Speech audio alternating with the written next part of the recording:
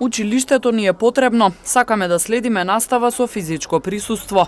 Ова го истакнаа гимназијалците од Тетово кои следат настава на албански јазик во централната зграда на гимназијата Кирил Печиновиќ.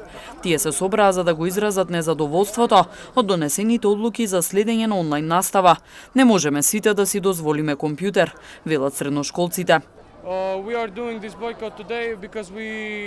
Протестираме денес бидејќи сакаме да почнеме со физичко следење на наставата. Во банките, например, има 200 луѓе кои стојат едни до други, а ние не можеме да бидеме на училиште. Сакаме нашите права да бидат реализирани. Голем дел од нашите соученици немаат средства за да купат компјутери и да следат онлайн настава. Во мојот клас има 20 ученици, што не е голема бројка. Автоматски има место за секој ученик. Ќе ги почитуваме мерките за заштита. Пандемијата постои, но нам ни е потребно образованието. Училиштето не е нешто што може да се остави настрана. Средношколците ќе чекаат одговор од надлежните да видат дали нивните барања ќе бидат реализирани. Во спротивно, повторно ќе одржуваат протести.